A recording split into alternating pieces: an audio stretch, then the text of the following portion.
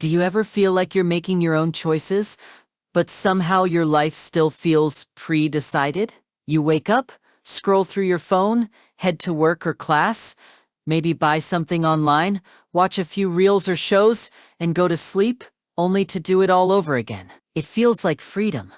But is it really? This question lies at the heart of what Herbert Marcuse, a 20th century philosopher, called the illusion of freedom in modern industrial society. He argued that the very systems we believe give us liberty, consumerism, technology, even entertainment, are the same systems that keep us passive and distracted. Marcuse was part of a group of thinkers known as the Frankfurt School, intellectuals who were deeply critical of how capitalism and modern society were shaping human consciousness. While others celebrated the rise of technology and mass production, Marcuse took a different approach. He believed that these advances weren't simply making life easier, they were reshaping the way we think, and not necessarily in a good way. His most famous work, One-Dimensional Man, makes a chilling argument that modern society reduces our ability to think critically and live freely by flattening human consciousness into a single mode of thought, one that aligns perfectly with the needs of the system.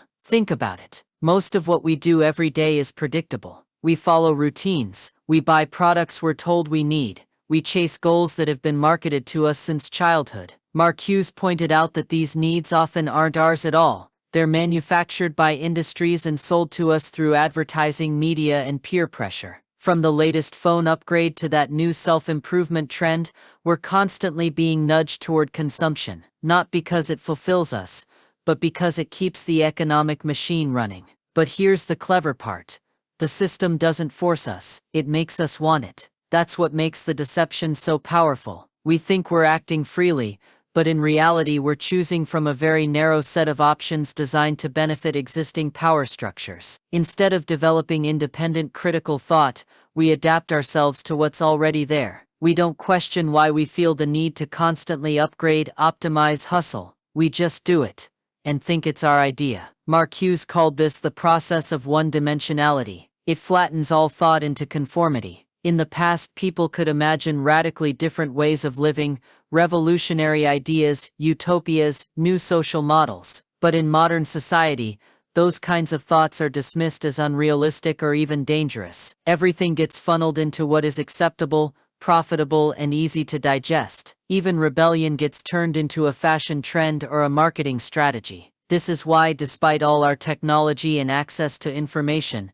people still feel stuck, anxious, numb, because deep down we're participating in a system that rewards compliance over curiosity. Marcuse warned that unless we become aware of this deception, we'll lose our ability to imagine anything different. We'll mistake comfort for freedom, entertainment for enlightenment, and passive consumption for real choice. So the next time you find yourself scrolling endlessly, or buying something you don't really need, or feeling like you're just going through the motions, pause. Ask yourself, is this what I want, or what I've been conditioned to want? Because that simple question, according to Marcuse, might be the first step toward real freedom. Modern society has mastered the art of distraction, not in a blatant, forceful way, but through subtle comforts that keep us busy, entertained, and most importantly, uncritical. Herbert Marcuse argued that this is not accidental, it's structural. He believed that our so-called free societies work not by suppressing ideas openly, but by neutralizing them, by making rebellion unnecessary or even unthinkable in the first place. The average person isn't told not to question authority, they're simply given so much noise, entertainment, and shallow satisfaction that they stop caring to question it at all. Look around, we are constantly bombarded by content. From curated news feeds to endless streams of social media, everything is tailored to our preferences. It feels empowering after all. You're choosing what to watch, what to like, what to share. But Marcuse would say this personalization is deceptive. It creates the illusion of choice while keeping you locked in a cycle of repetition. You're not encountering radically new ideas, you're being fed more of what you already agree with. The algorithm doesn't want you to think deeply, it wants you to stay engaged, to scroll just a little longer, to never break the loop. And what about products? Consumer culture thrives on dissatisfaction. You're never quite happy with what you have because the next thing is always better, faster, sleeker. The system trains us to chase temporary highs, a dopamine hit from a like, a sale, a new gadget. This endless pursuit of more isn't just a habit, it's a form of control. If you're too busy chasing upgrades, you won't stop to ask who benefits from this constant race, or why you're running it in the first place. Even entertainment, which should be a space for creativity and imagination, often reinforces the status quo. Think about the most popular movies or shows, how many of them genuinely challenge the way society works, and how many just repackage the same values: success, beauty, power, wealth, in slightly different forms. Marcuse warned that culture has been flattened. What used to be a space for radical expression has now been co-opted by the same system it once critiqued. Rebellion is branded, monetized, and turned into a lifestyle you can buy. This is why Marcuse called modern society totalitarian, not in the way of dictatorships, but in its ability to absorb all opposition. There's no need for censorship when every radical idea is either ignored or turned into a trend. Nothing sticks, nothing changes. The system remains intact because it doesn't silence critics, it turns them into content creators, influencers, or niche markets. The scariest part? Most people don't even realize it. They feel free because they can speak, shop, travel. But Marcuse would argue that true freedom isn't about doing what you're allowed to do. It's about imagining what you're not supposed to imagine.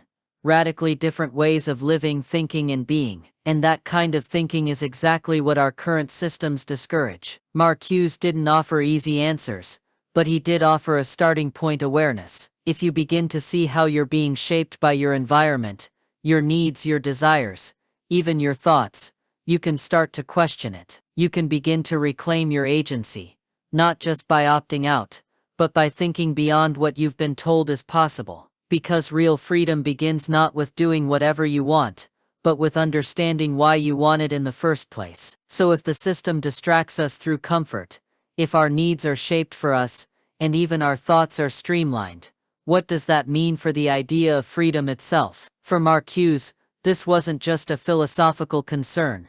It was a crisis of human potential. He believed that the modern individual, lulled by convenience and constant stimulation, had lost the capacity for what he called negative thinking. This isn't negativity in the emotional sense, but the ability to think critically, to negate or reject the given reality, and imagine something different. Without that, we become trapped in a world that feels permanent, inevitable, even when it isn't. Think about how hard it is today to imagine a society not driven by profit. The moment you bring up alternative models, like a world without billionaires, or one where work isn't central to your identity, you're often met with disbelief or mockery. That's just how the world works, people say. But that's precisely the problem. When we accept the current system as natural, we stop trying to change it. Marcuse warned that advanced industrial society doesn't just maintain itself through force or fear, it does so through the quiet power of normalization.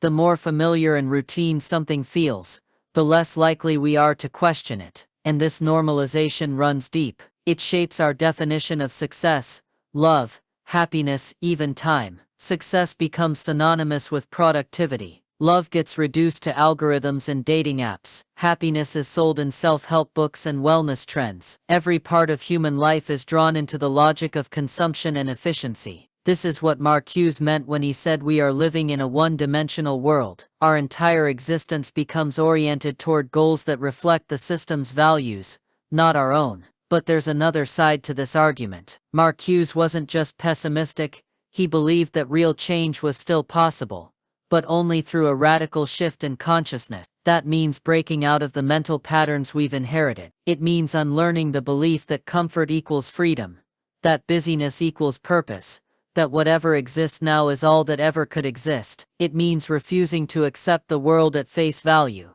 And that kind of awakening doesn't come easily. It can be uncomfortable. It requires silence, introspection, doubt. You have to start noticing how your choices are influenced. Why do you feel anxious when you're not being productive? Why does doing nothing feel like a waste of time? Who told you that you always need to be improving, optimizing, achieving? These are the kinds of questions that crack the surface of one-dimensional thinking. Marcuse believed that true liberation begins where society tells you to stop thinking. The moment you challenge the obvious truths like the idea that growth is always good, or that people are naturally selfish, you open the door to different ways of being. You begin to see how deep the programming runs, and you might even start to imagine a world that isn't built on anxiety, competition and distraction, but on meaning, connection and freedom in the truest sense. That's the quiet rebellion Marcuse called for, not just in politics or protests, but in our minds. A rebellion that starts when we stop accepting the world as it is,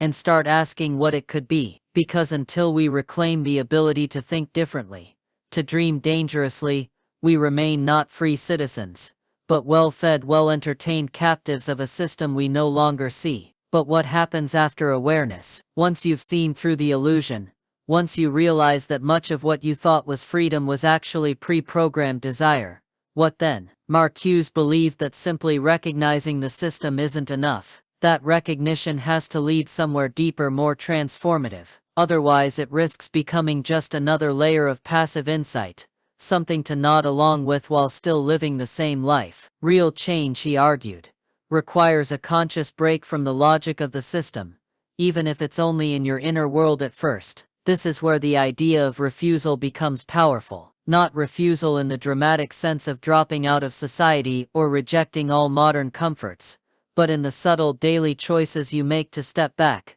to question, to not go along automatically, refusing to measure your worth by productivity, refusing to chase what everyone else is chasing just because it's trending, refusing to accept a lifestyle that keeps you numb, distracted, and constantly striving for something just out of reach. Marcuse saw this as the beginning of liberation, the moment when an individual reclaims the ability to say no, to pause the script and imagine a different one. This isn't about escaping the system entirely.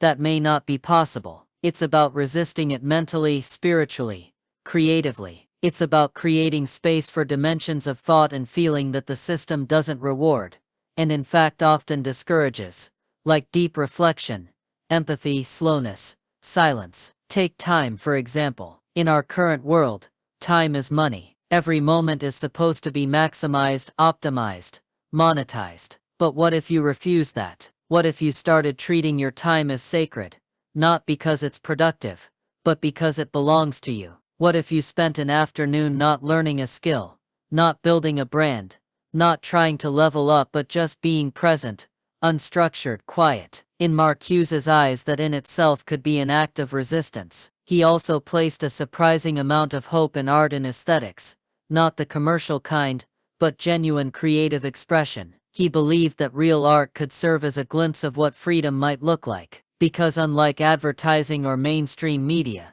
which reinforce what already exists, authentic art has the power to break the pattern. It invites us into other ways of seeing, feeling, understanding. It doesn't just decorate reality, it disrupts it. It creates space for the kind of thought that cannot be captured or commodified. And this is the key.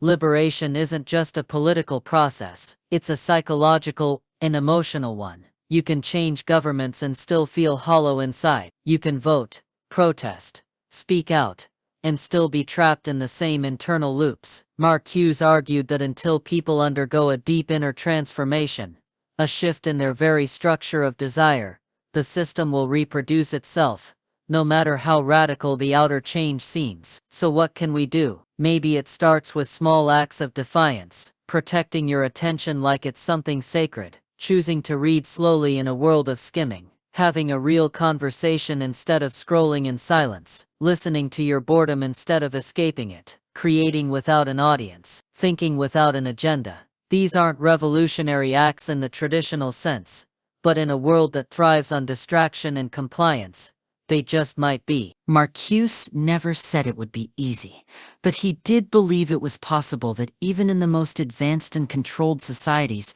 the human spirit could still remember what it means to be free. Not just free to choose between products or parties, but free to imagine a world beyond the one we've been given. If we follow Marcuse's thought to its end, we arrive at a powerful but uncomfortable truth.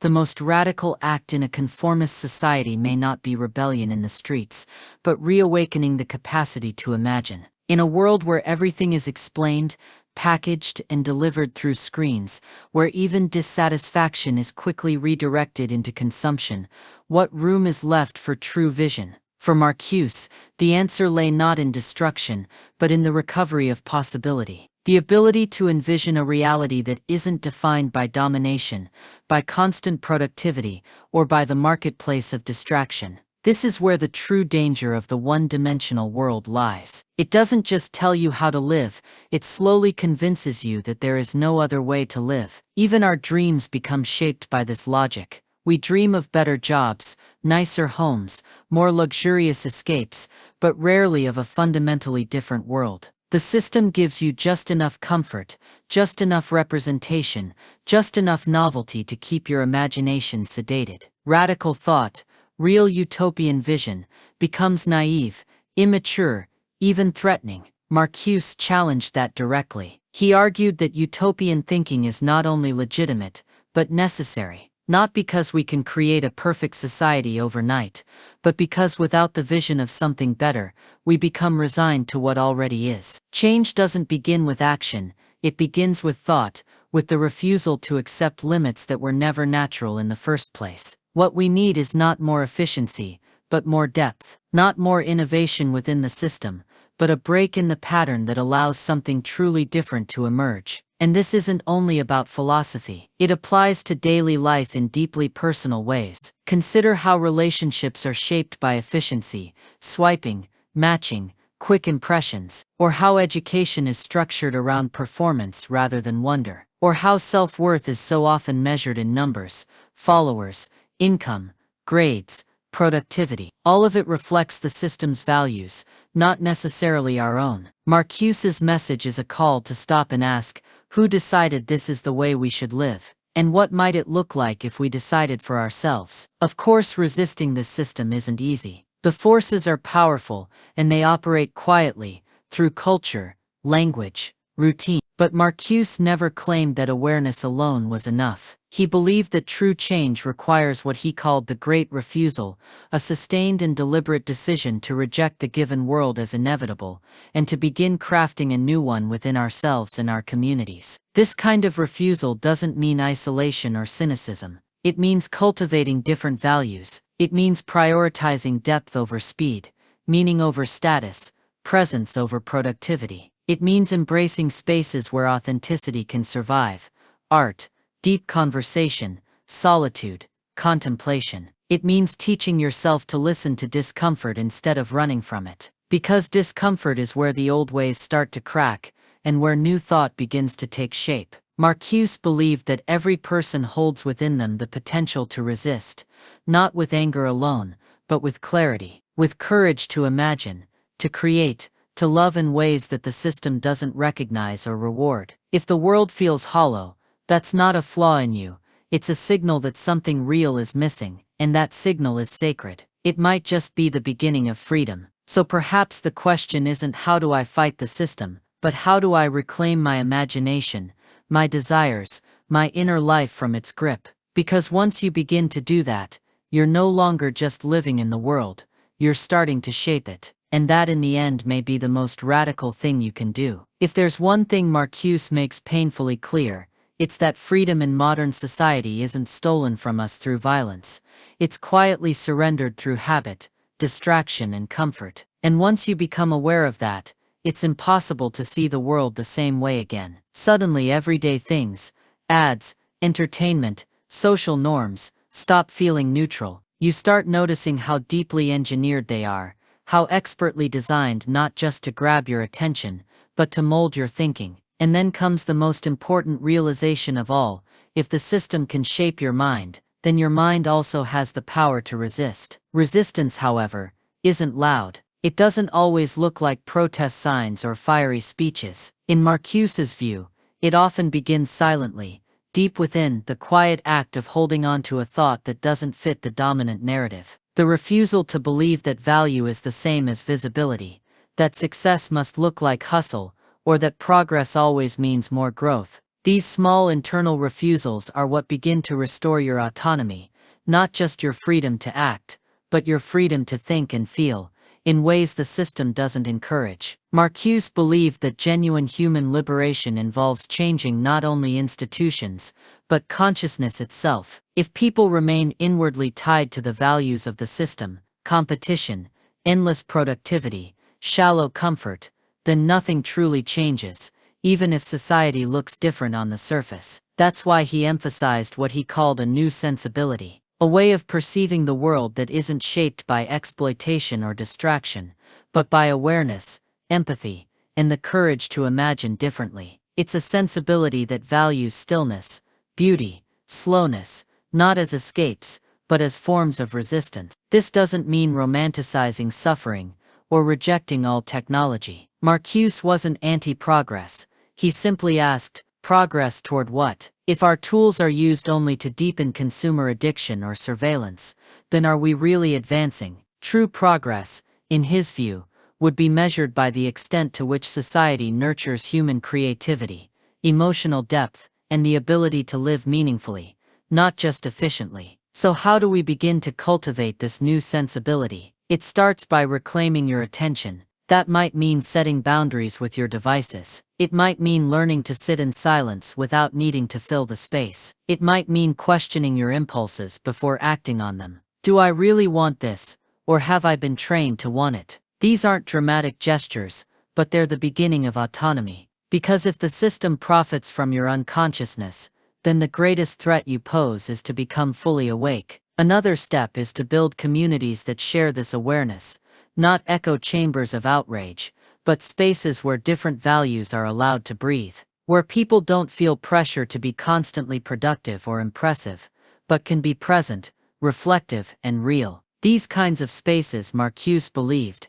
are the seeds of new ways of living, not utopias, but experiments in freedom, where people can explore what it means to be human beyond the roles they've been assigned. And finally, it means holding on to hope, not the naive kind, but a deep, quiet confidence that the world as it is, isn't the limit of what's possible, that beneath the layers of programming and pressure, something essential still remains untouched in each of us. The capacity to imagine, to care, to create a life that isn't just a reaction to the system, but a rejection of it on your own terms. Marcuse didn't offer easy answers, but he gave us a framework: become aware, refuse the illusion, imagine what lies beyond it, and start living as if that better world is already trying to take shape inside you. Because maybe the greatest deception isn't that we're not free, but that we've forgotten we ever were. When we consider Herbert Marcuse's insights, it becomes clear that the challenge of modern society